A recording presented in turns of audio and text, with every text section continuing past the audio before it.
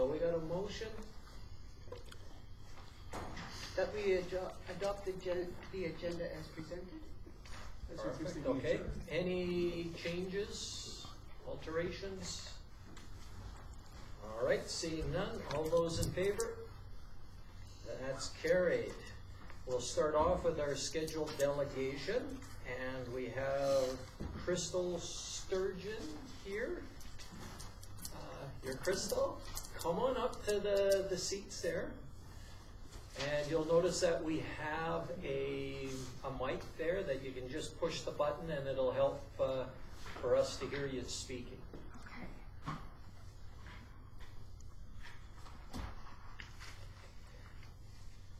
And just for scheduled delegations, you have up to 15 minutes. Oh, yeah. I talk fast. Okay, good. I just wanted to let you know. Do I have to?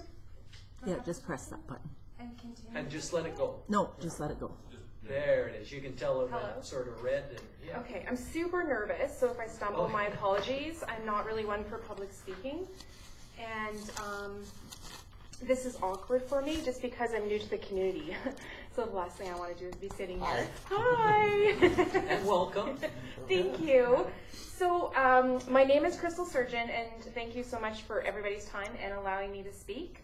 I live at 5044 55th Avenue here in High Prairie, and I am looking to have Town Council approve 2 beehives and 4 laying hens on my property. I'm looking to have the current bylaw in High Prairie looked at. That would be section 7.0, harboring of domestic animals, in reference to bees 7.1 and hens 7.2.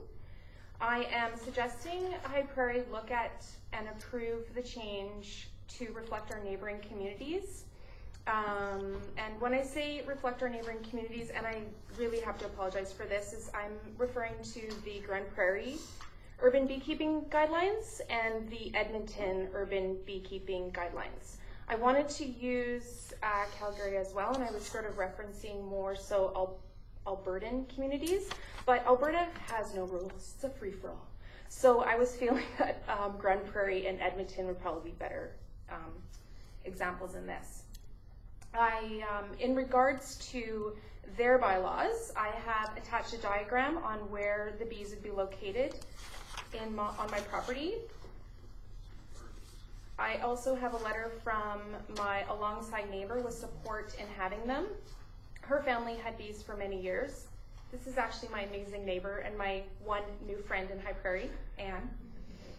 I am not familiar with the reasoning of the current bylaw, as I became a new resident November of 2019. I moved from BC, and you might not be familiar, but as one of Vancouver's goals in becoming the world's most sustainable cities, Council actually encourages beekeeping in urban areas. With good management practices, it is completely safe in residential areas. I was pleasantly surprised to find out upon moving to Alberta that Alberta produces more honey than any other province in Canada. Honey, but more importantly bees, really are an important resource to Albertans and Alberta's economy. To find out High Prairie had a bylaw against beekeeping did not make sense to me, and that's why I'm wanting to work with you guys on possibly changing that. I am convinced that having bees on my property would be an asset to the entire town of High Prairie because it would be the first step in open dialogue and communication with education on and about bees. I have printed copies of the Edmonton and Grand Prairie bylaws as a reference.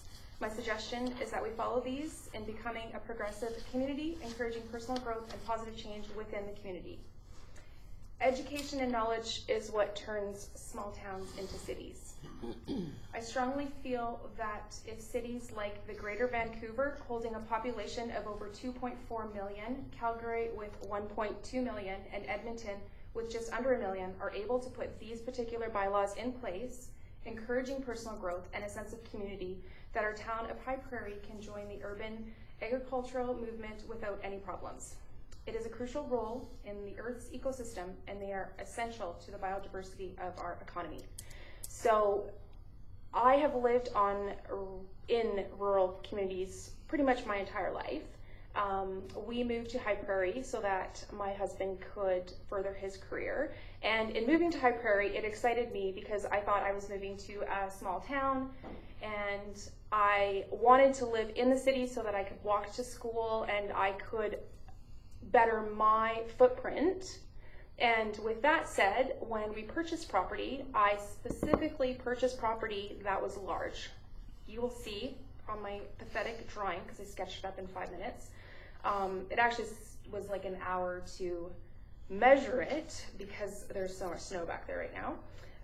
But you will see that my property is massive.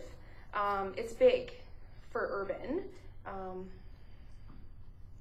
And so that's all I got. Yeah, that's all I got. So I can understand how some people might be on the fence of it. And again, I'm not aware of why the bylaw is written the way that it is. But I'm just asking that you are open to our neighboring communities. Well, thank you for your presentation, and I can say just before we go any further, and I'm going to open the floor for any questions our councillors might have, but we can certainly take your request to our bylaw committee and they'll review it and come back with a solution. We don't, at this meeting, won't come up with a decision today, but we can bring it forward. So with that, I'll turn it over if we have any questions from council. Go ahead, Councillor Long. So with the issues of nicotinoids and other problems that are out there in the agricultural sector, and recognizing that we have a large area that that is agricultural, do you think that because of that, there's even a more important pressing need to have it? Oh, absolutely. That would be probably one of my largest arguments. Like, I have been completely blessed. The community and the people that I've met, I've already been offered by my incredible neighbor Anne to put bees on her property if you will not allow. I also met an incredible woman that I'm a small business owner. I sold a business before we moved here, and I'm opening up a new business in town, but the woman that I am leasing off of also has farmland. So there's tons of farmland, the abundance of it. So yeah, absolutely. And I think that there's a big misconception with bees. There is people that can say that they have allergies.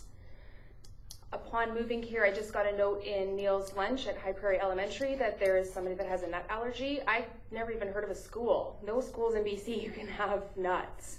So it shocked me that my son was able to send peanut butter sandwiches for the first couple weeks of his education here, and then somebody might complain of a bee allergy.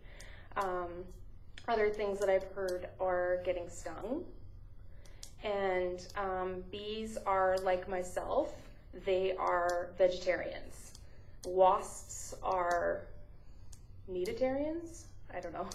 And wasps are more likely to circle your food and opposed to a bee. Even in the beekeeping guidelines, you need to be certified. You can't just put bees on your property. They need to be in a proper spot, and then you need certification. You need to have at least a level 1 beekeeping. So it's certainly not a free-for-all. And when I say it would be an asset, is that I would be absolutely willing to educate. There's teachers, there's bee cities. I would be absolutely willing to spearhead that so that kids and the community can learn more about bees and how safe and how good they actually are for all of us and the farmers. Councillor Stenhouse. So are you a previous bee? No, absolutely not. No, I am an interior designer. I hold an arts degree, a business diploma. I am a businesswoman. I am a hobbyist. I am an artist. I have always wanted bees. I have done all of the training. I've never had a point in my stage in my life that I've been able to hobby them. And so brings me here. I have the time to hobby them because they're a little high maintenance, and they're a little more maintenance than a dog. But that's my passion. No, there's no, I'm not disregarding bees. Our honeybees are very important, and we do have a lot of beekeepers in the area. We do, and I know that they're in trouble, our honeybees. I'm trying to recall from our bylaws why we had gone against it. And if I believe right, because the lots are so small and the setbacks and everything, they're very hard to regulate. And that was probably one of our reasons why we didn't go with allowing bees in the backyard. Okay, so then I would just be open then to just looking at the bee guidelines that the other cities are doing. So that, because in there's absolutely guidelines, and they need to be set back a certain amount. Everything needs to be registered. It's really just like anything else. Be like adopting a dog. You need to license it. So I would argue that, and I would say that if you wanted bees on your property, then you should get property that's big enough to hold bees. Simple. Councillor Rose? So what community did you say you came from? I moved here from the Okanagan. I came from Vernon, BC, and we were living in Coldstream, British Columbia. And so there was a Yeah, bylaw there's in place? there's for the most part, I had my friend Elise, she actually just put bees on City Hall, on top of City Hall in Calgary. It's pretty exciting. But she was a part in writing the bylaws, and I had her look and do a smite, and it looked like High Prairie was actually the only town that had a bylaw against bees in Alberta currently. Yeah, so I guess that's what I was sort of getting at.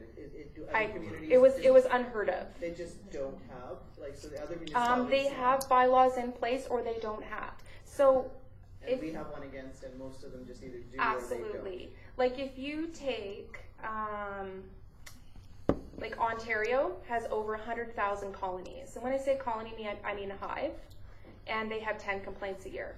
City of Calgary has, I think 3,500 beekeepers. They have less than 10 complaints a year. As long as they're following the bylaws and people are being educated in order to get a license to do so, there isn't any problems. The biggest complaint is swarming.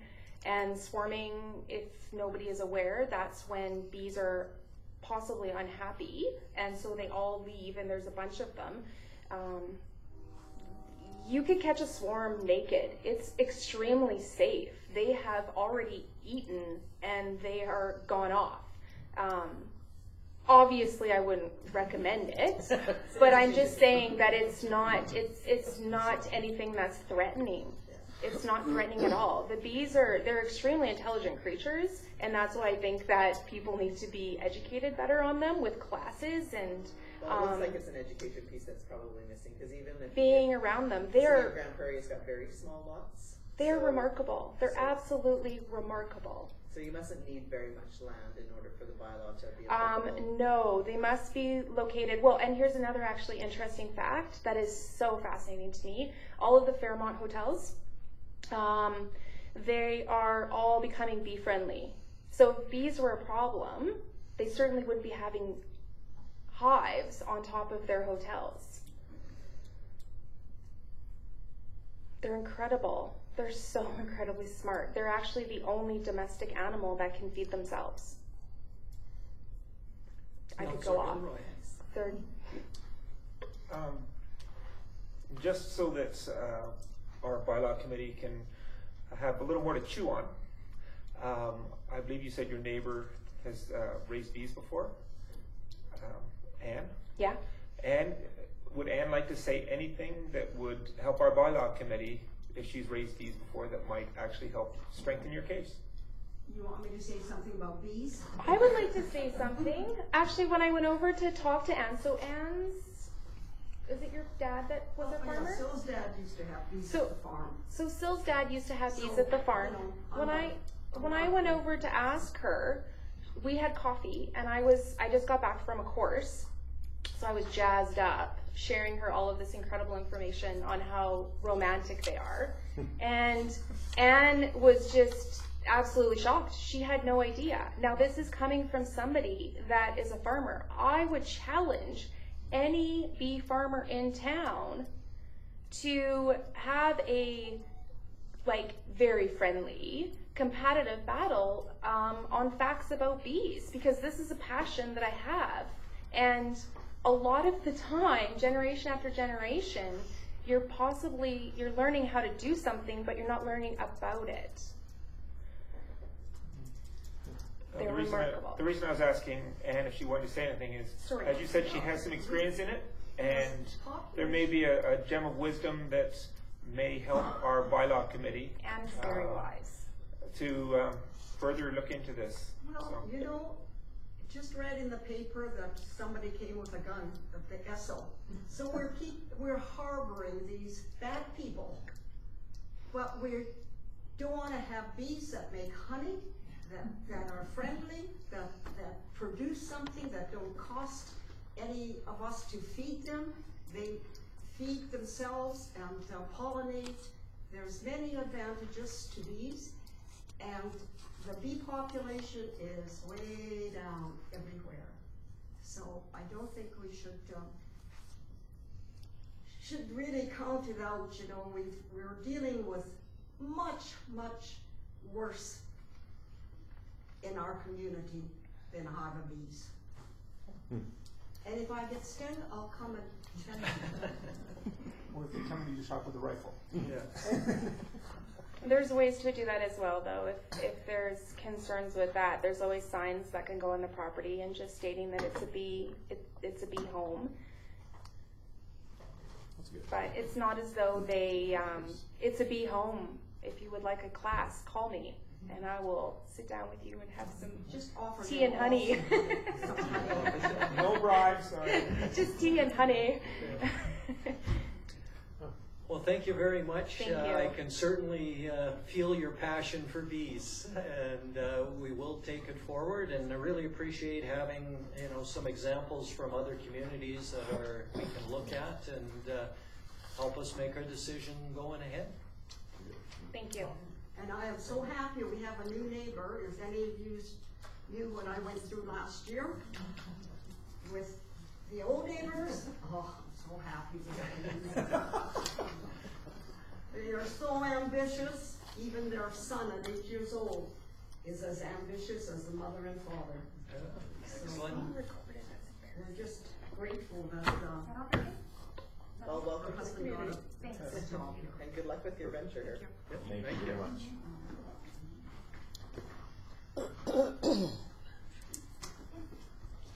All right, so moving on to any public delegations. I would like to say something, if you don't mind. You've got 5 minutes, yeah.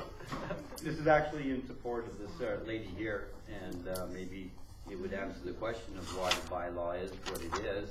You can ask Brian Martinson and the bylaw department. For 4 years, I had bees in my yard there, trying to get council to approve it or whatever. But I guess there wasn't enough money in it, or because of who I am. But it never did make it up here. And when the fire at the house happened, they asked me to remove them and all that there. So they said they had complaints, but they couldn't come up with any of the names of the complainants. But all my neighbors were 100% supportive of it. They loved it. They increased their garden, and still, again, I asked. And at $10 a hive, our lots, like she says, are huge. Two hives is all you need. I know quite a bit about this, the swarming, them coming out of the hives and whatnot. They sense your fear. They're not going to kill themselves to satisfy your disappointment or whatever, but they know that if they stung, they're gone. And that's all they're doing is just protecting themselves. It's the yellow jackets and the black ones that are really bad. So, other than that, I think that would be an excellent bylaw to pass. Okay. Thank you. But one other thing, do we have a name of the person who has the, who looks after and issues the file numbers of the complaints? He should be an employee of yours, is he not? You've told me that only one person, your staff has told me that only one person issues these file numbers. May I have that name, please? It's the clerk at the front counter. I'm asking you. You're the town employee. You hire. You should know these people, right? The clerk is the one who hands them out. She puts the file on when you do a complaint. She gives me the file number, and I should be able to get those file numbers by that number, the file by that number. So it's the clerk at the counter. It's anybody at the counter. It's not one person that you led me to believe. Yes. Thank you very much.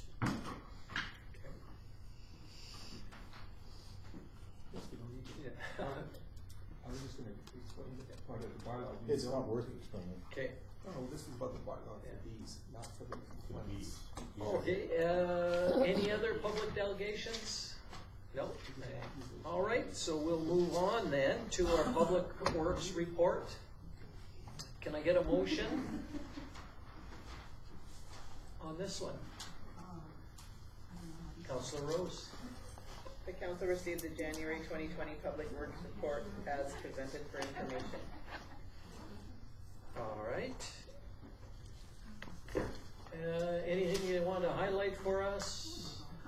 No, I'm just open to questions. Okay. So I'll throw it the floor open. Any questions?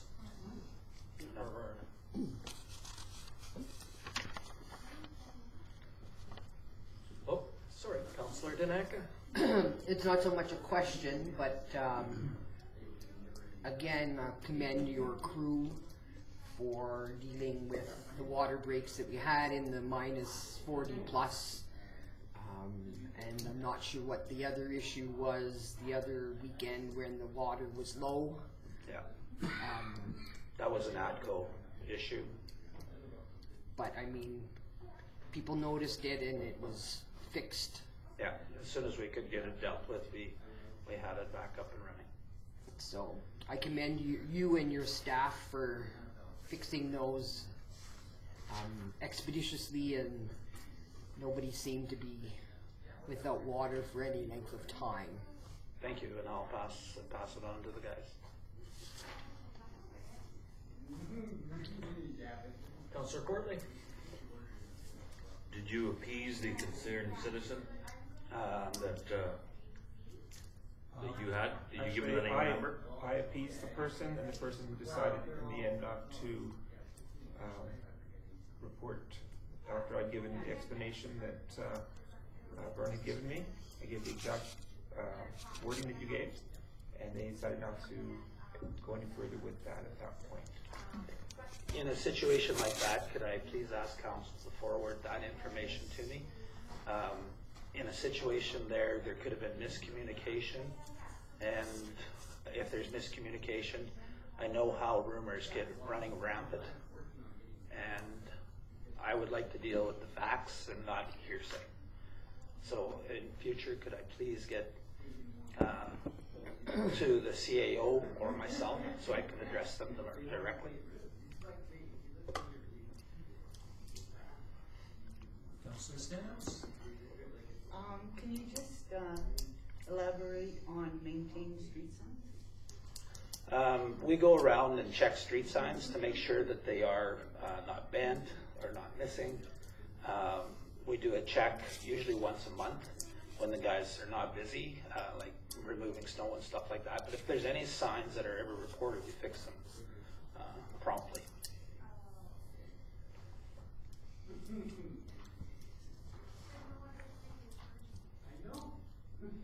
always finds if there's issues when it's 35 below out there, right? That's usually when things show up, yes.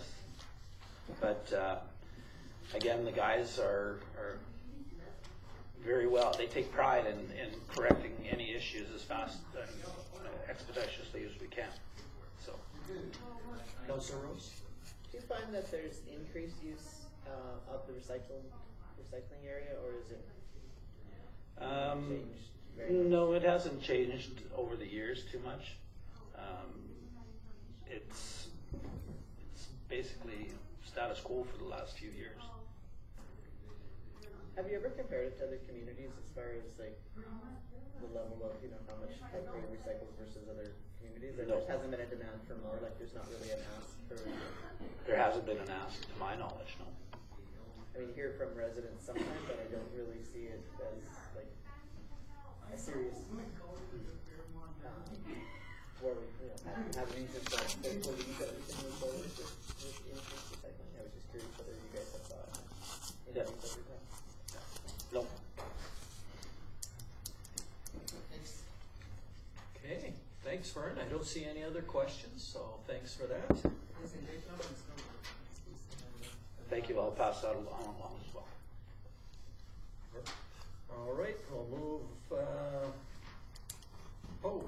we didn't vote, sorry. We have a vote to receive his report for information. All those in favor? Yeah. Okay, moving on to our minutes from last meeting. Councillor Long.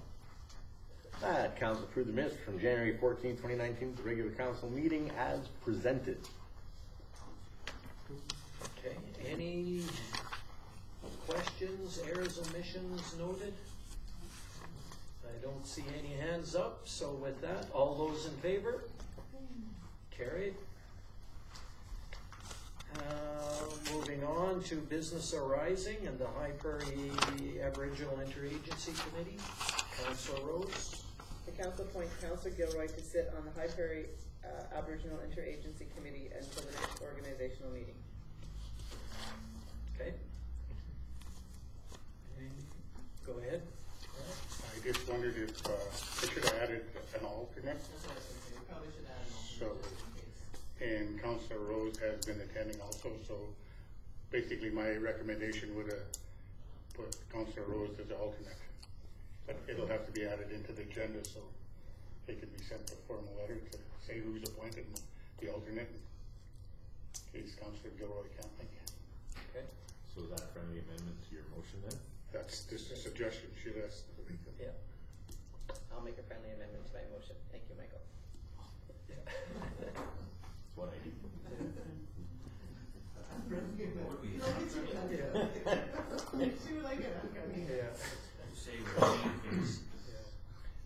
Any other discussions on this topic? Oh, nothing more. Okay, we have, just to recap, we got Councillor Gilroy on as the main member, and the alternate would be Councillor Rose. All those in favor? Carried. Opposed? I just want to know why you're opposed, but it's after the fact, so. Oh, okay, the committee, yes, okay, not the people. Okay. The next agenda item is the Inter-Municipal Collaborative Framework. I'm not, yeah, we'll go with that. I just wasn't sure why it was business arising from the minutes, but we'll go. We need to deal with it anyway, so let's deal with it. Yeah, let's deal with it. Get a motion. Councillor Courtney. The council adopt the intermunicipal collaboration framework agreement between the town of High Prairie and Big Lakes County as presented. Okay. Are we going through it? Well, yeah, we've been through this several times and we've approved each and every section of it. So I don't know if there's anything unique to it now, right? Like we've gone through this many times, but you obviously have something This is your time to bring it up. Tell us what page you're on. Okay, I'm on page 5. I'm starting at page 5. And it has to do with the waste landfill. We can't hear you. Oh, I'm on page 5 and it has to do with the waste landfill. Okay. 25 or 5? 5, page, or, yeah, same, Number 3. Everybody was close enough to hear you. yeah.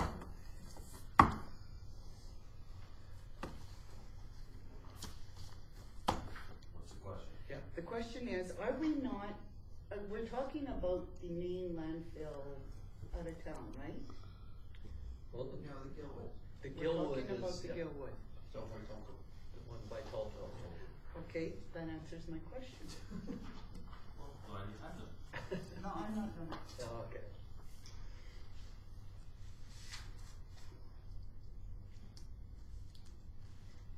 I'll cut the Jeopardy theme in my head. Sorry. Okay, my next question is, actually, we're still on garbage, it's page 6. It'll be, B3.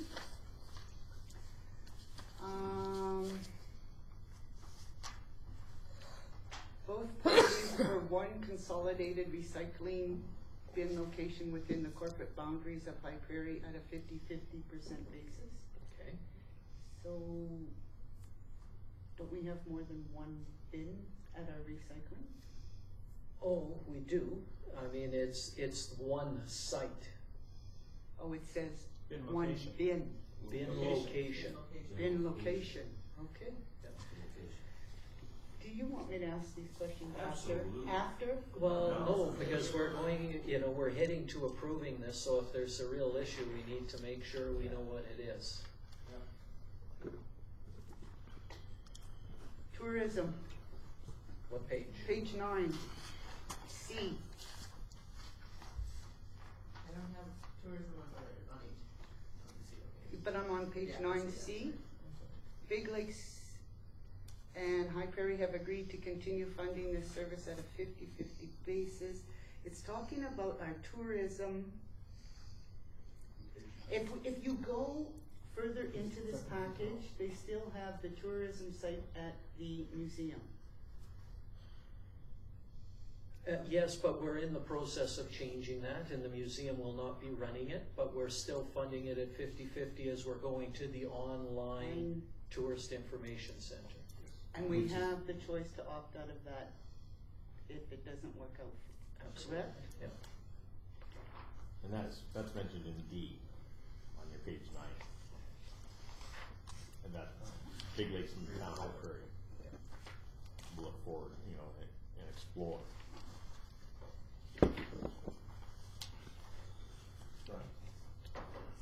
Well, just let her finish. Or do you have a comment? Okay, go ahead. Sorry, this was on the comments, that's why I was gonna interrupt. When it comes to the 50-50 funding, once again, if we're agreeing to a 50-50 basis, we do have to both agree on that, right? So if they wanna spend, I don't know, $5,000 and we only wanna spend $2,000, that goes back to the committee to then hash it out and bring it back to us again. We're not going to be obligated to spend more than we actually have in order to do this. I just want to make sure that when we say 50-50 in that it's Gonna be beneficial to us too. In the 2020 budget, we budgeted $15,000 to get this up and running. So, But this is a perpetual one, so this would be next year and year from that. Yeah, and unless we do something significant, which we both have to agree on, if we decided to build a big tourist information center, we'd have to So, agree. in other words, we will not be pushed in any way into spending more than we want to spend is, I guess, the point we're getting at here. Yes. Okay. Do you have more questions, Councillor Stenhouse?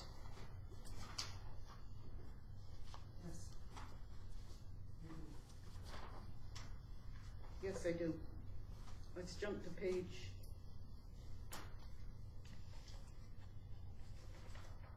20.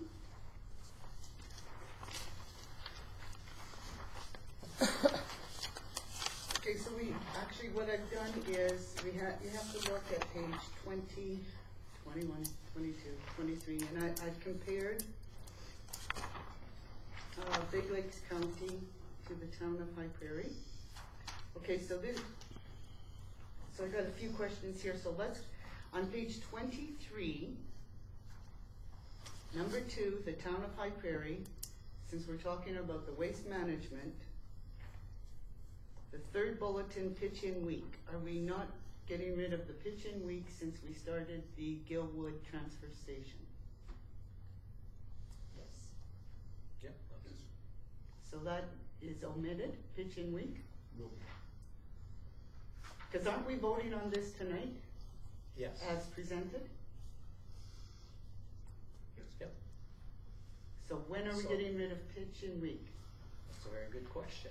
Yeah, and that's one that we could, moving ahead, we could approve it with that not in there, like we could take that out and approve it with that amendment.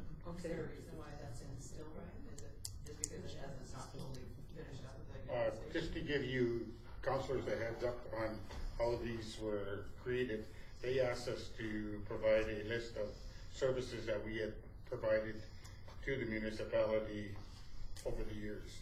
So we compiled a list. I went to each department and they said what they would do for the residents, and pitch-in week was, at that time, was one of the services that we provided, so.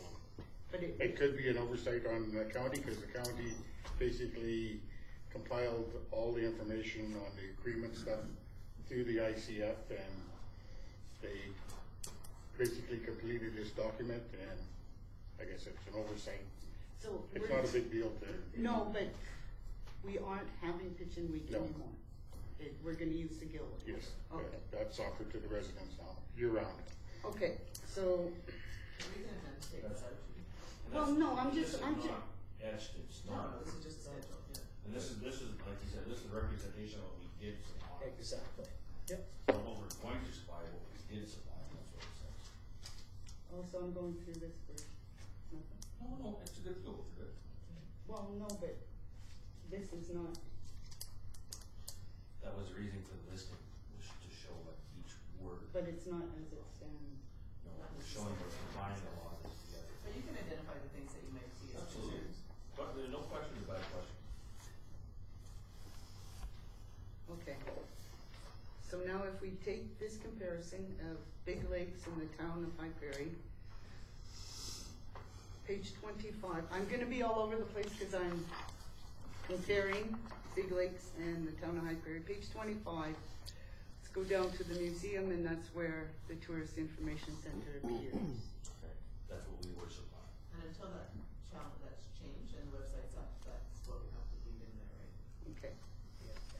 This list will evolve with time, and like you said, as it moves online, then yes, that won't be appropriate, but right now, it's still our Tourist Information Center. Okay, also with page 24 on the animal control, the dog pound services, I thought to my understanding that it belonged, that it was now at Big Lakes County. It's still at present. Has it not So we started? could have a revised. It's just about open if they're not already. Both communities right now have a dog pound, so. It hasn't been centralized over yet. No. When do we go to their facility? Starting a new year, but we haven't had any dogs. Oh, okay. So we are, as of January, we are there, yeah, okay. But it's still a dog pound service that we're offering, even if it is through the county. Well, that's true. You know what, I think I'm just gonna leave these. Good question. And you can address them, you can just write a note, like, just send it out to all. Because And if there is anything that's substantial, we can still deal with it. Yeah, because I got questions like for every other page. So I think I'll just leave it in. I'll come in and talk to the CAO about all my questions and it's just that I just want to make this clear because I thought we were voting on the final document tonight as written. But it's not, it's evolving and changing document as well, because we look at this annually. It's supposed to be reviewed yearly. It's reviewed It's a living document, for sure. And if there is any challenges at any time, council to council, we can make changes. Like, you don't even have to wait a year. Like, if our council decides all of a sudden that this doesn't make sense for us anymore, that we've identified something that's a problem, we can review it. So it's. Yeah, cause this could take a while with them. I just want. Yeah, cause you could identify something that we might want to bring forward in a month and we can do that stuff. Okay. So, The solution is the expert. Not that story. pardon me? No. Oh. never mind. Yeah, because that's what, that was. We saw how that turned out. Okay, just one more, just one more. Just one. One more, okay, Just one one more. more, okay? We're moving right along. So again, taking the town of High Prairie and all their list of stuff, The page. we, okay, you're gonna have to do 25. I'm talking about recreation, 2 ice services, 1 indoor pool, 1 curling rink. So it's listed under the town of High Prairie, but it's not listed under Big Lakes County. And that is I thought that was a shared service that we do with all of that. Curling rink is not listed under Big Lakes County? Is that None right? of it is. No. There is no recreation listed under Big Lakes County. Well, we own the facilities. And they help with the operation Yeah. and maintenance. But I, Yeah. yeah. Yes, I just assumed that it would appear with the Big Lakes County. That's what they provided, because in this document somewhere, they say that they provide recreation to their residents. Municipal It services, includes municipal the arena, pool, and everything. Yeah. And they also have the town of Swan Hills and other facilities in Canuso and stuff, so they've got more. But I don't know if I don't think they listed exactly which facilities, they just said recreation and left it fairly broad. Okay. So we will, I'm done with my question. Okay, anybody else with questions on our ICF agreement? Okay, so we have the motion to approve this. And Brian, you were saying that we don't have to, like the new legislation, it doesn't have to be joint bylaws anymore, it can just be a motion in council. So once we are done, this motion will be done with our ICF and meet our requirements, so that'll be awesome. All right, we'll start with a vote on all in favor. It is carried. Woohoo! One of those things checked off. It's been a couple of years in the making, but it's good. A lot of work's gone into it, so yeah, Councilor Courtney. I would just like to say that compared to a lot of other communities, we are way ahead. Way ahead with the relationships with the ICFs, with all the, you guys have seen it with other dealings we do. I mean, we are way ahead. Commend everybody for coming to the table on that. It's awesome.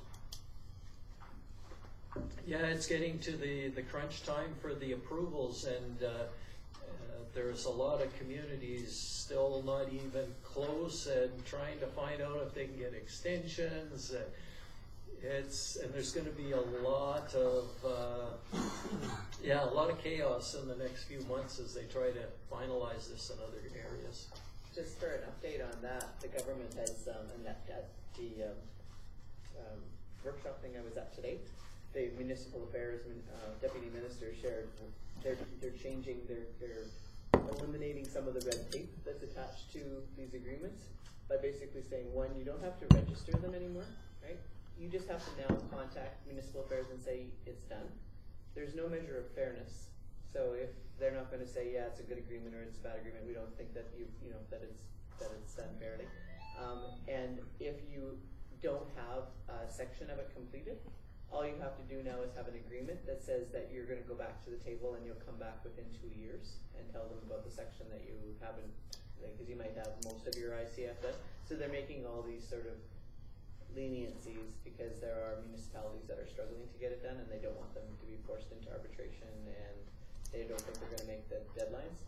What I kind of see is there's probably going to be some municipalities that are just never going to get them completed now. Like they'll probably have that incomplete sections, but anyway, there is a lot of changes to what's going to happen in April. I sure hope Premier Ken gives us a sticker on a can or something. A gold star. A we gold can- star. yeah. Okay, moving on to item 8.1, the Alberta Community Partnership Grant. Can we get a motion on this one? Councillor Daneka.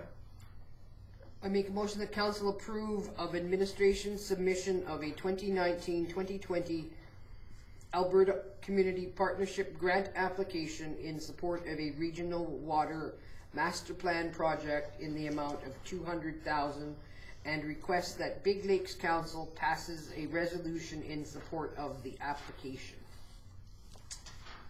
Okay, thank you, and I'll turn it over to our CAO to give us some background on this, because this is sort of coming out of nowhere.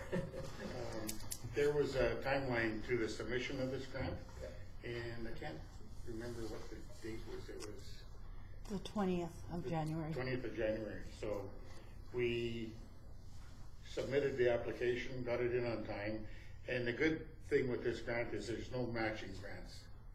It's 100% from the government. So what they request though is the joining municipality provide a letter of support, and they've already have provided that for us already. Going forward, it's a good, a no cost to the town of High Prairie. Yeah, I guess my question is I thought the county we were part of a regional water study already, and they had spent a lot of money doing that, so I guess, to me, this seems like duplication. This will take in more on the water co-ops and the lines and water supply for basically the town of High Prairie, so not so much for their study. Their study's a lot bigger and more. Were we not part of the original study though? Somewhat we were, but not involved as much as we wanted to be. So what's the purpose behind this? What are we wanting to get out of this? What are we going to get that we're going to use? Probably Brunei for this. It'll be like for the surrounding areas, for the water co-ops, they'll look at what will be required, on behalf of the county to extend their water lines. The bid on our water plant, if it's big enough to handle the supply, and how many more we can supply. If the town grows.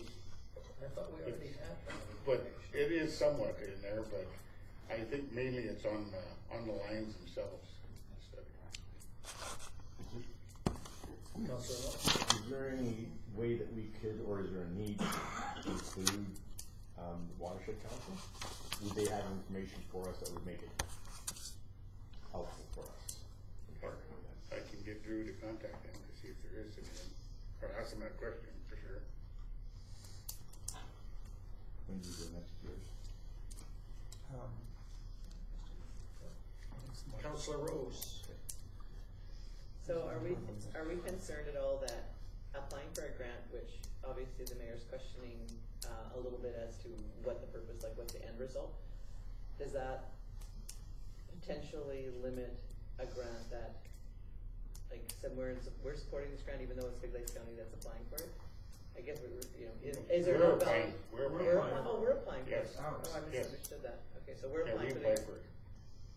Is this, okay, so then we really do need to know the purpose of what we're actually applying for the grant for. Is that why you're sort of lost? Yeah, well, like this is sort of out of nowhere. Because I know we've had that conversation, and we had that conversation with the previous government where if you apply for grants, then you're only going to get so much money from the government. So you have to make sure that the grants that you get are the ones that you need. Because potentially when you need, so what is the purpose, I guess, of the actual grant? Or is it just because the money's on there? that water system. What it is will water model the town and where we need to look at upgrading pipe sizes and that type of thing to supply water and with adequate flows and adequate fire protection and all of that. That's what it is a study. Cause wasn't it the same engineering firm that asked us to apply for a grant to do something with Tim Hortons. the Tim Hortons? Yeah, That and then we intersection. decided not to go ahead with that grant application. Yes. Is it, are they They just were- trying to help us identify where they think they can get funds for us? Like it just, like, 'cause it doesn't Yeah. seem like it's our questions that are going, it's Well, that this they're is coming to us. I'm sure this one's is the federal grant that they've been talking about. It's not a provincial grant. And it's come about through the AUMA. And they will give you so much money to cover the cost of the study to make sure that your water lines and pressures and fire flows are all adequate for your community and with the co-ops as well. Does it cover, sorry, Go ahead. does it cover lead too? Like in looking at supplies in the water system, do we have any lead pipes that need to be removed or anything? Well, that would be another indication too, but right now, our lead levels in our water system is well below the new imposed January 1st, 2020 regulations. So we do have to develop in-house a lead mitigation plan for any type of lead sealing or any type of leaching from the cast iron that may be possible. So there is that being required as our license to operate as well. Okay. Councillor Gilroy? Two quick questions. One was actually brought about by the explanation we just heard, and that is, will this $200,000 cover the cost, or will we be on the line for something else after that? That's the limit of their study, $200,000, that's all. So if we go forward with this and we only get 100,000, we've come up with the other 100,000, or they stay within the limit of whatever we get? No, we applied for 200,000. Councilor Rose said that we may not get all of it, because that is sometimes what happens. Sometimes happens. Yeah, I guess, And that's so not what I was saying. they will work within whatever they get, or will the taxpayers actually have to come up with any shortfalls, the first one? No. No. Okay. And I guess the other one is, do we have I'm just wondering what precipitated this whole thing. Is it, we have them at all times looking for things for us to help us out? Is that correct? We have to look at the future, and our line sizes within the municipality from the water plant, now that its location is on the south side of town, certain lines have to be increased in size in order to supply adequate fire flow volumes. And this is what this will tell us. So we basically suggested it, and they look for a grant for us. If council goes back for the last 12 years in our capital plan, there has always been a water modeling of the town's water system contained in that capital plan. It's just we've never done it. Okay, fair enough. It's always gotten bumped for more pressing concerns. Okay, anything else? All right, we had a motion to approve this grant. All those in favor? It is carried. Good job for getting it. We haven't done it yet. We applied. Move to item 8.2, the organizational review. We have a motion. Councillor Rose? The council direct administration to start the process of request for proposal for a partial organizational review with the scope involving the integration of recreation and their budget and positions. Okay. Councillor Danaka? I mean, if we're going to do an organizational review, what's the purpose of doing a partial one? You might as well do the whole thing. Yeah, I agree with you. If we're gonna spend money though. We've talked about it before. It's never been done.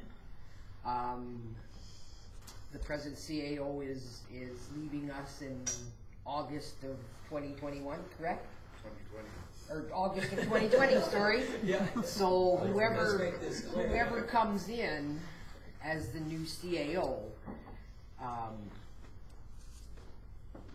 he will be aware of, this is our organizational, this is how it's going, this is what's been found out, etc. So I know it's probably gonna be pricey, but I think it's one of the things that we need to bite the bullet on, cause one, it's never been done, to my knowledge.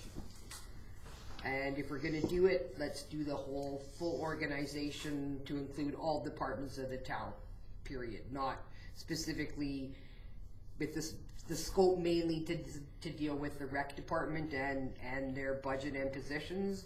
If we're gonna do it, let's just do a complete organizational review to include all departments of the town, period. Okay, any other comments, questions? Go ahead. I agree with Councillor Danaka, but when you say all departments, are we including the museum? We're in this review. Yes, that would be included. The museum is a separate board. It's separate completely board. separate from the town. It's like the library. Yeah, so. They're completely separate. So they wouldn't be included in this review? No. Because it's not a department of the town. So when will we review? Or we won't, only at budget time do we review the museum? Their budgets are the only thing we really review. We don't do their operations. Yeah. Organizational. Yeah, but that, when do we review that organizational of the museum? Sure. No, what Don't. I'm trying to get at is, we have a museum that's open 12 months out of the year. Do we really need it open 12 months out of the year? You can put her on the board. Next organizational meeting, you can sit on the board. But that's what you need to do, is if there's concerns, you can identify them as a board member. So when do we review that? That's what I'm asking. When do we do a review of? Well, we don't unless you feel there's a need to. Right? Like, I don't think we review everything all the time. It's just if everything's working fine, we're happy with it. If there's a concern, then we can bring that to council, or you can ask for the position on the museum board. You can then be the councillor that that reviews it, or not reviews it, but you can be part of the board to identify if there is anything that you see that you'd like to bring forward as a concern. Or pop in and see them. Ask her. She's really nice. Yeah, or even just I know. simpler than that. I've been in there. Yeah. But.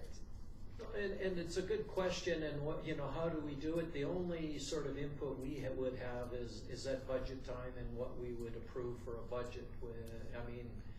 We approved more money previously, and that gave them the opportunity to hire a part-time staff and that kind of thing. So it's up to, that's our input, just like it is at the library. We don't have, it's up to the board what they're gonna do, but. And then this council can decide not. We could all of a sudden decide not to support the museum, but we haven't heard that. We haven't heard concerns from the community that they're not happy with the funding of these things. Okay. I just want to let council know that in the 2020 budget that we have budgeted $20,000 in there for a partial review. That's per the motion, so if council want to do a full organizational review, then I'm sure that number is gonna have to be increased. Because it was mentioned at one time of $50,000 in there. So we were just grasping with numbers though, so we don't really know for sure. So can we put out can we make an amendment to this and put it out as a request for proposal without having in the budget yet? And then when we get the request for proposal, then we can make a budget decision as to whether we can go forward with it? Since we don't know the number? I can give you a little bit, like I got the number from a company that would submit a bid, and this is what they said. So it's not just pulling a number out of nowhere. The company said this is what we charge to do an organizational review. So if, like for the full organization of our size, like I told them our population and what we have. So that was their example, and just going back to Donna's question or concern is, yeah, like a full organizational review would be good. I think when we decided on the 20 was just budgetary concerns, and let's see if it worked out, right? Like do one, and if we thought we were getting our money's worth, then we could go and do the other departments afterwards. But if we want to do a full one, yeah, it would certainly be better to do the whole organization at once versus apart. But it is a big chunk of money. Councillor Gilroy. I'm in favor of the entire organization because I think if we go strictly with recreation and their budgets and positions, it almost sounds like we're playing favorites and picking on one part as opposed to looking at the whole organization. So, I mean, I'd be in favor of all of it. Was there, in putting the integration of recreation, was there some thought that because it's involving how recreation works, that the Joint Recreation Committee would be somehow looking at dividing that between the county and the town, or was it strictly just our expense? Because if it's just our expense, we might as well we should probably do the entire organization and see where some of their employees have come in. Does it fit in? How does the structure work well so that we can get as efficient as possible in the next couple of years?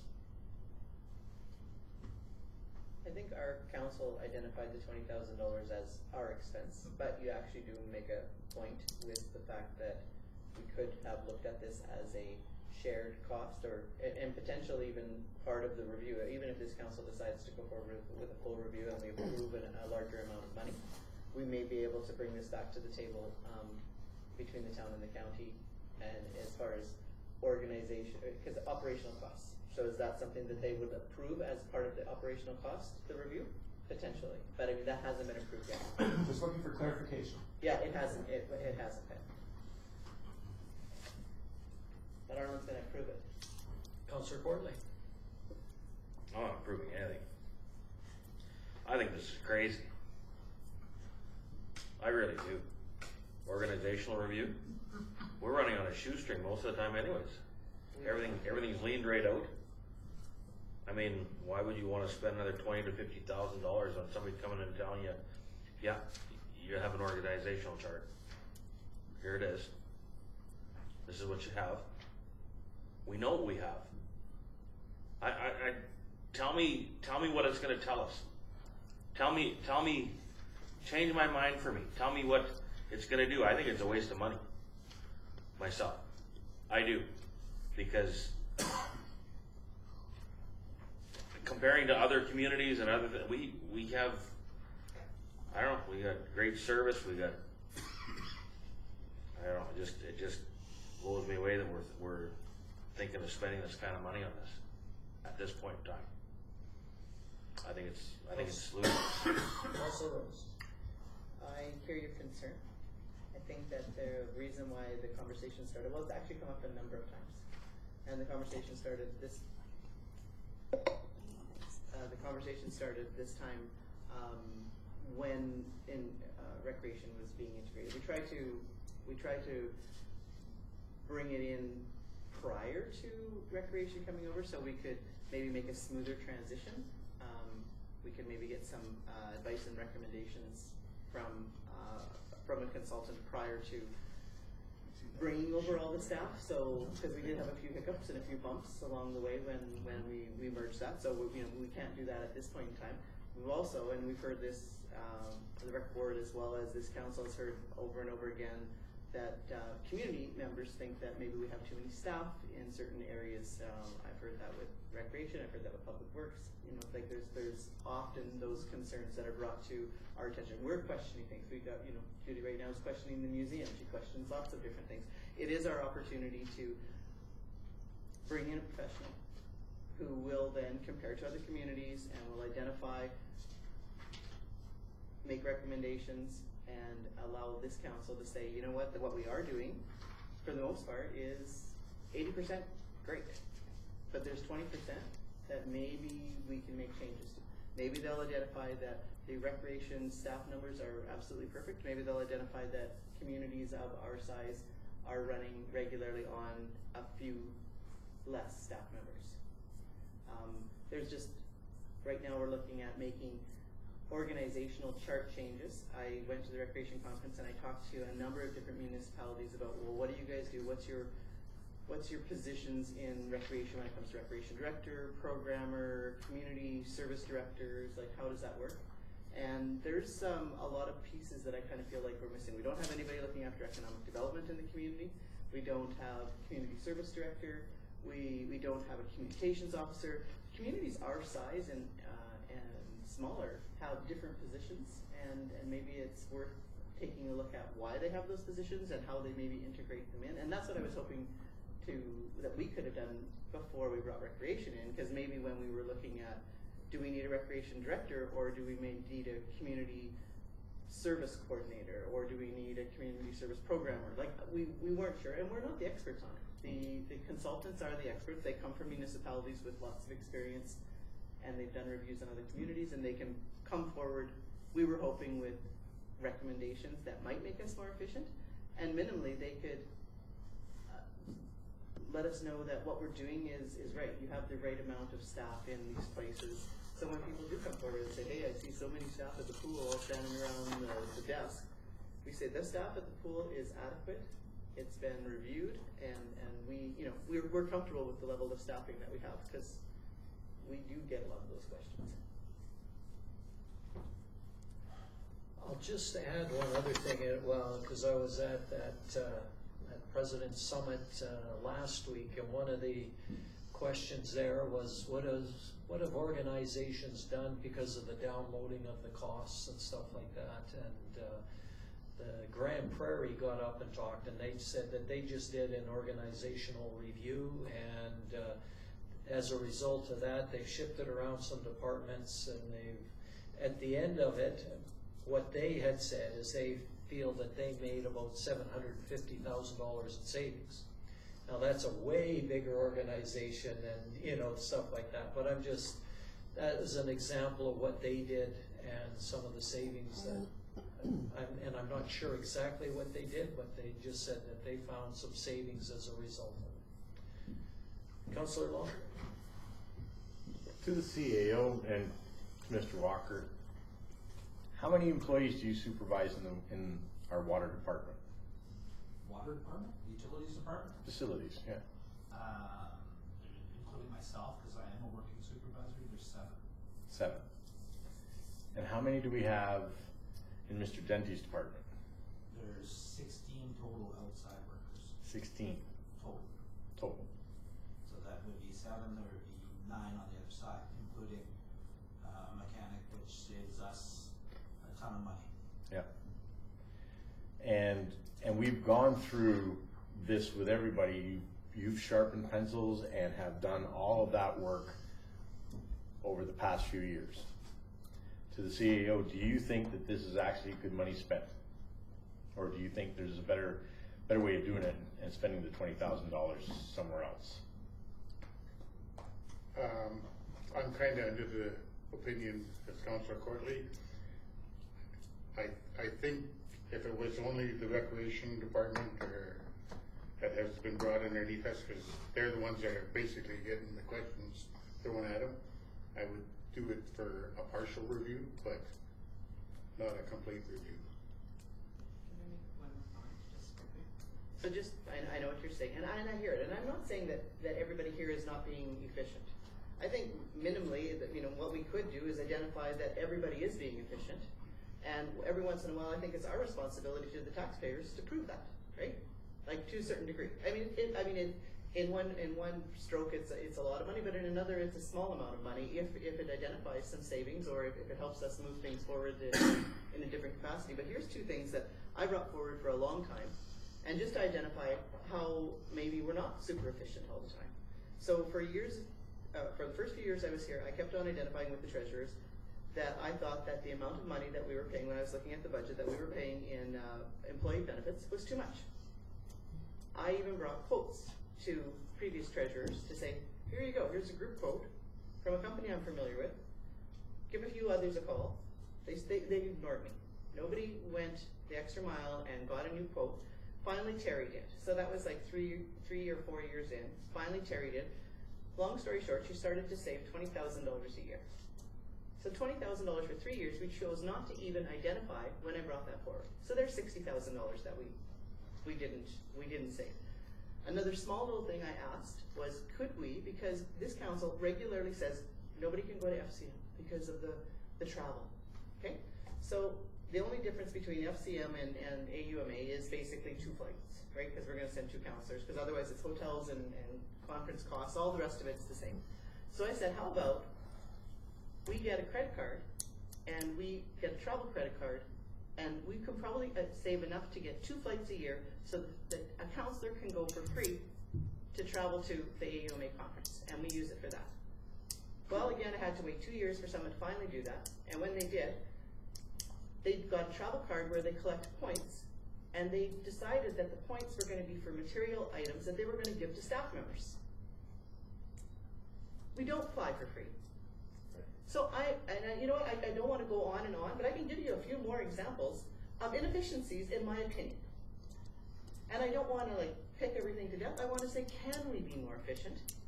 Can somebody that is independent, not attached to the wages of their job, you know, be like, and I also feel like our process for budget and treasurer and is not, I don't know if it's the, what's the word I'm looking for? Transparent, or when the person that's the treasurer, who has to come here and tell us that the budget's fine and we can afford a COLA increase and we can afford a cost, an incremental increase every year, and they find the money for that every year, but it's attached to their wage. That's not really an independent review of, we don't have an independent, like I've talked to other organizations, and actually it was Ann Everett from the college who identified that she has a subcommittee outside of her, outside of the directors and her treasurer from the college, that helps her identify whether or not the budget is sort of an independent budget. Somebody else that can come in with sort of eyes that were not attached to, if this is approved, you will get a raise. They're a little consultant that gets paid regardless. Part of me likes the idea of somebody independent taking a look at what we're doing with taxpayers' dollars. And I'm sure that everybody here is working their hardest and their most diligent, but I've also got to listen to poor Mr. Martinson tell me that one treasurer said the other treasurer was wrong, and another treasurer said the other treasurer was wrong, and he's doing his best to take the information from each treasurer and deal with the budget. And are we still finding out that right now that the previous treasurer you've got somebody new giving us information? Is that new person telling us that the last treasurer was absolutely perfect, or are we finding out that there's some inefficiencies in the way things were done in the past? Maybe. Or is that confidential? No, yes. It's public. It's a public budget. It's taxpayers' money. It's just a thought that was just No, I know, but you know what? We got to stop. We got to remember that it is taxpayers' money. Absolutely. And if minimally, if this could just come in and say we're doing a great job with all the taxpayers' money, great. And if there's somewhere where we can save money, but like I said, Mike, just that 3 years that we didn't even bother to deal with the medical benefits, that once we did, we identified a big savings. It just makes me wonder how many more places we could. And I'm not saying, I see Vern killing himself with that public works budget. You know, like I think that there's some ways that we're super efficient, there's some areas that we are, and amazing. Like he does an amazing job with public works. I don't think there's anybody that ever drives through High Prairie that actually wants to leave in the winter, because I mean they can drive here, right? You can't go to other communities and actually drive on the streets. So I think there's places we do an amazing job. And maybe everywhere, but there are pieces of it that I feel like maybe we should look at. And if there was a way to enhance it, I still feel like we're weak on communication. I feel we're weak on economic development. And I feel like we struggle when it comes to how to integrate recreation properly, and I want to do a better job.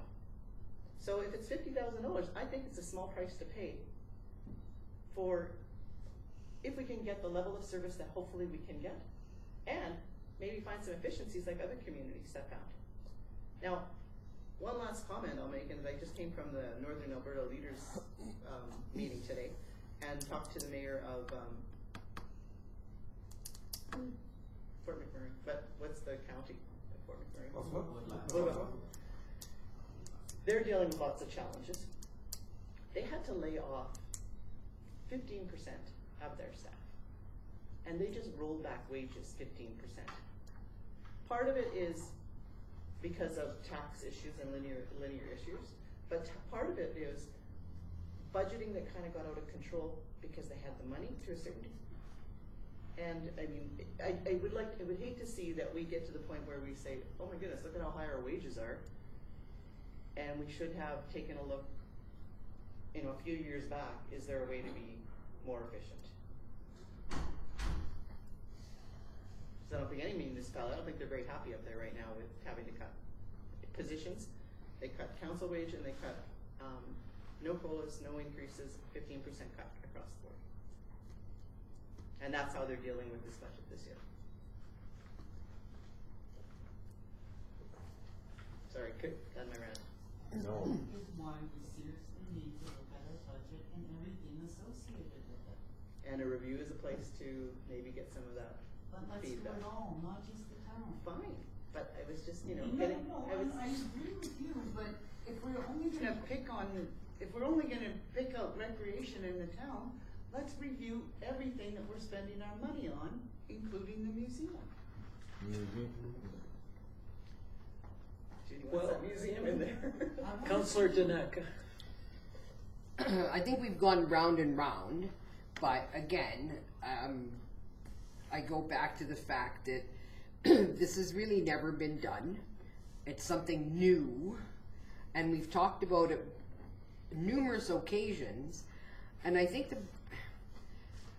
I'm going to try and phrase this nicely. I think the problem is that the cost is prohibitive in the sense that we don't want to approve that because we're scared. We've always been on this tight budget, tight. You know, efficiency. But I think this will be money well spent, and it will answer the questions that we keep hearing about from citizens out there saying, oh, as Councillor Rose mentioned, why are there so many people at the pool and there's nobody in the pool? How come there's 6 people at the arena and 3 of them are sitting? And somebody comes up to me and says, oh yeah, I worked really hard, I watched the whole game. We have these issues that are out there, and this will help us, hopefully help us, answer those questions that we keep getting asked by the citizens. And I think, and the other thing that I feel, and this is just my personal opinion, we're small town. Everybody knows everybody. And I think when we talk about an organizational review, people think that we're targeting something, and we're not. We're trying to find answers, is what we're trying to do. And I think we really need to seriously think about getting this done, because I think it will answer the questions that we have, the questions that the citizens bring forth to us on a regular basis. And I think if we're going to do it, let's just do the whole thing and be done with it, instead of piecemealing it out, saying, okay, we're going to do this, and nobody's targeted. Whereas you say the rec board, to me that says that we're targeting them, or we want to see what's going on there as opposed to over there. So if we're going to do it, let's do it all. Let's get the answers, and then let's move beyond it to the next issue.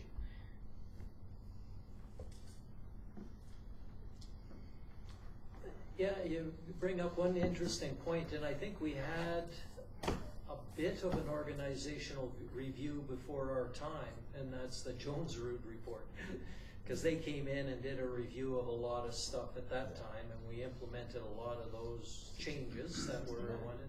Yeah. What's that? 69 recommendations. Yeah, so, and again, not quite the same, because this is an operational organizational review, but it's sort of been done before in part to look at some of that.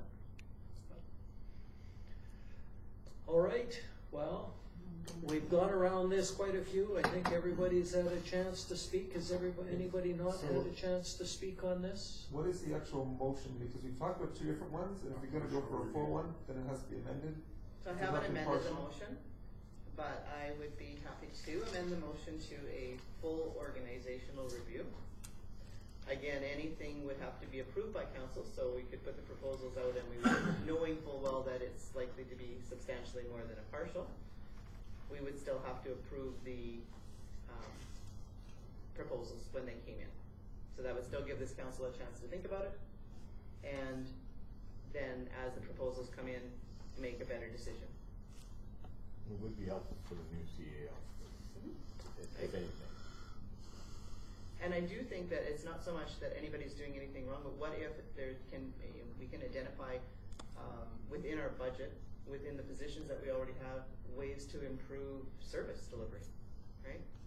And to add value in, whether it be economic development, like in my eyes, it's economic development and programming and a few areas, communications, pieces that maybe there's much more efficient ways. Like another example, so there's people that do contract work, and their social media contract.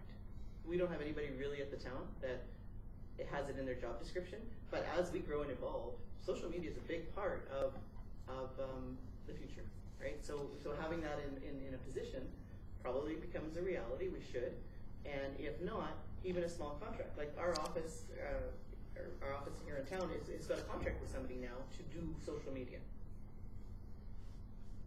So that may be the way to move forward communication, and maybe something like that's identified, right? And that ends up being either a small extra amount of money, or maybe it fits into somebody something that's already ongoing. But anyway, I'm going off topic again. Sorry, or not really off, but just going off. So I will amend the motion to be a full organizational review, and I'll take. If you want me to reword it out totally, Marion.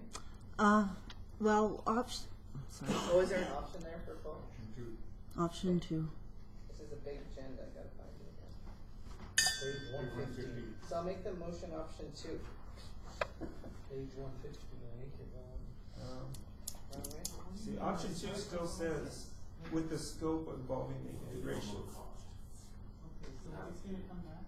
Option 2 still focuses on recreation.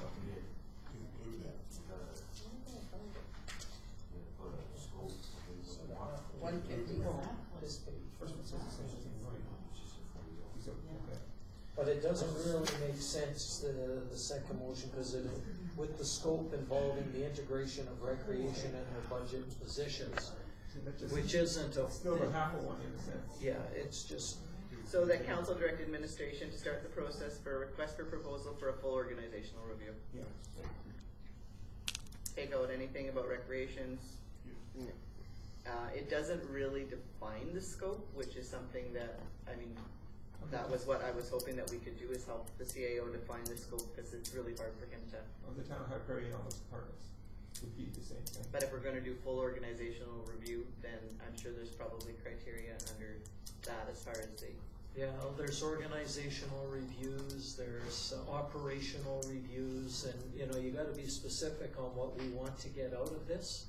And if we're gonna. Be an operational. Yeah, well, and it's all semantics, but being clear when we put out a request for proposals, what we would like to have out of it is gonna be the big catch for that. So do we wanna put forward that motion and then just have the CAO put in our next council agenda your request for proposals, like like the proposal, so we can help define that scope and make sure that it's, and that way you. Example of a request for proposal before I send it out. Okay, well, so subject to that being approved, then maybe that's the way to not put it all on your shoulders and have the council make sure that it's the direction that everybody's happy with. Councillor Rose did send out some samples of organizational reviews that were done in other communities, and that might help as a, sort of what we want to get out of them. Look at that, see if there was something that people liked. So if you haven't seen them, they were just links that you guys can click on. I sent an email, and they were just links, because some of them were like 10-page review, and some was a 65-page review, so it just sort of gives you an idea. Because I'm sure there's a huge difference in the cost and what they're getting out of those reviews, but maybe the smaller reviews, maybe that was enough information. Judy's asking a question. Sorry. Can I ask her a question? So, I know you got information from the city of Grand Prairie, but has there been any other smaller towns who have done a review like this? Lots. And what is their take on it? Well, that's why I'd suggest that if you guys want to take a look at those links, because each one of the links is a review that's completed, and some of them are small communities, and it'll give the overview and the list of recommendations that they made to those communities, and that was sort of what was enticing to me, because it didn't really criticize what was already being done. It added value by making some recommendations that maybe weren't considered. So take a look at those, and I can share with you more. I've got others that I've looked into, and I've talked to other municipalities that have been quite happy. I do think it's important to make sure that you choose somebody who has some experience at it and who will do a good job, because I think like anything, you can get a crappy review, right? Okay, we've had an amended motion there. Time to vote on it. So all of those. And this is just going up for the RFP. That's it. Right. Yeah, and I think one of the other things just to add is we haven't really seen how our budget's going to look, and we need to have that little look at things to really be comfortable with it. For me, this is just me thinking, but I know we can fit it in. It would just be less money going into reserves or increasing our rates, but we need to sort of see that picture too, right? Like I think a full organizational review is good, but we need to see the other part too. All right, so we've got this to develop an RFP at this point. All those in favor? Opposed?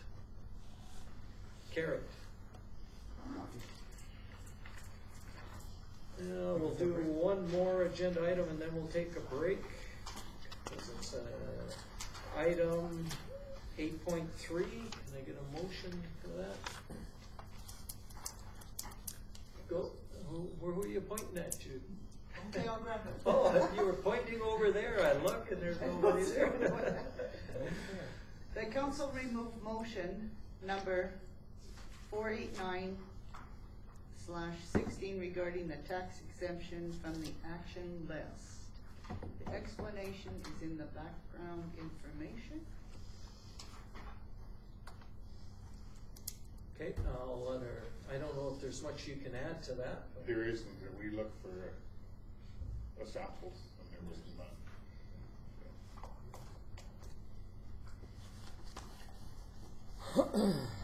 Okay, any other discussions on it then, or questions? Seeing none, all those in favor? It is carried. Okay,